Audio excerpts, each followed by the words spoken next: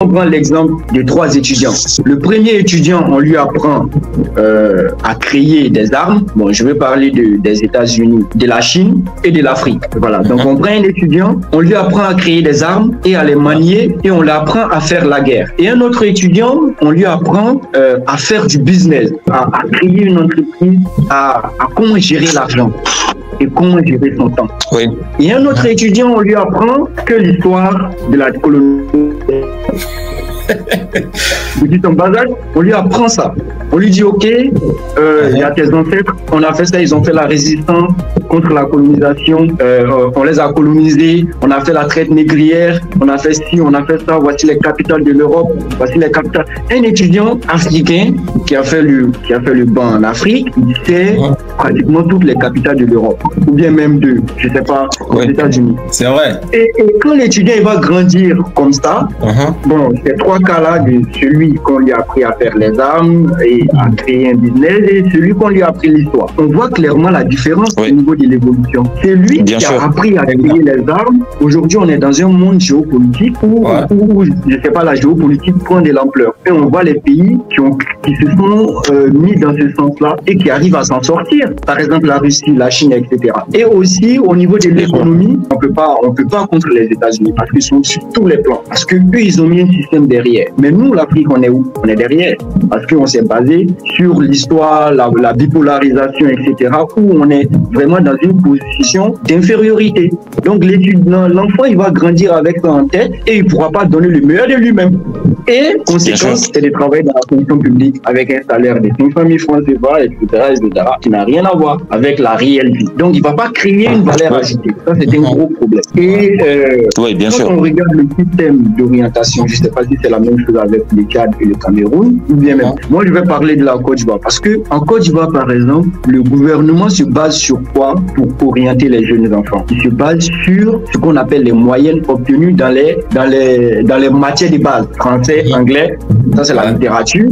Et pour les séries scientifiques, c'est mathématiques et physique, chimie, qui sont même des calculs qu'on ne peut pas pratiquer dans la vraie vie. Par exemple, on me dit de calculer 2x plus 3 égale 4. Déjà, ça, moi, je ne comprends pas. Je ne sais pas comment je vais appliquer ça dans la vie réelle.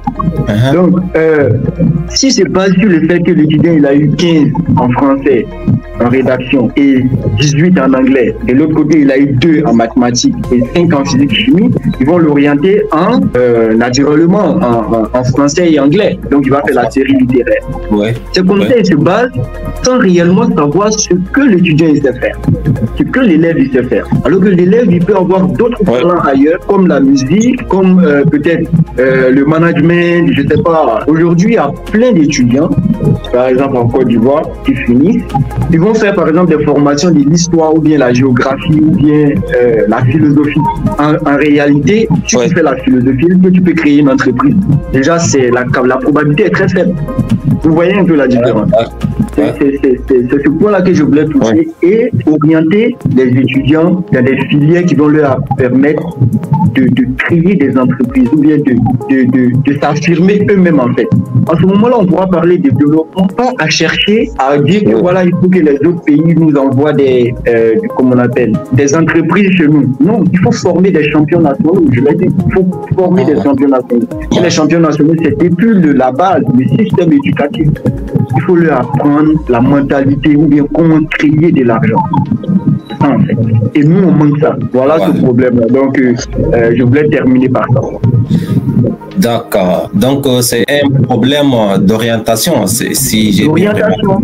C'est un problème d'orientation des dirigeants parce qu'ils n'ont pas eu. Et quand ils veulent orienter, ils ne se basent pas sur les réels problèmes, sur les besoins de l'Afrique. Alors que nous, on a des besoins qui n'ont rien à voir avec les besoins des États-Unis, par exemple. Tu vois, il n'y a pas assez de possibilités au niveau de l'orientation. Il n'y a pas assez de possibilités. Ils vont te dire, soit tu vas dans une école privée, soit tu vas à l'école publique. L'université publique, ils vont nous apprendre voilà, les choses beaucoup plus approfondies où il y a vraiment le boileau.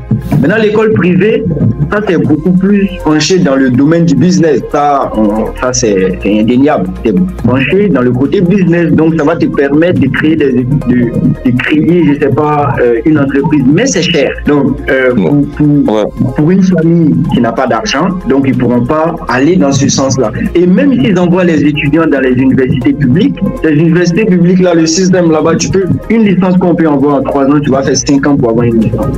Donc, il y a un gros retard. Le système, le management de l'université même ne te permet pas d'avoir une certaine capacité à avancer en fait. Ça te fait reculer au lieu de te faire avancer.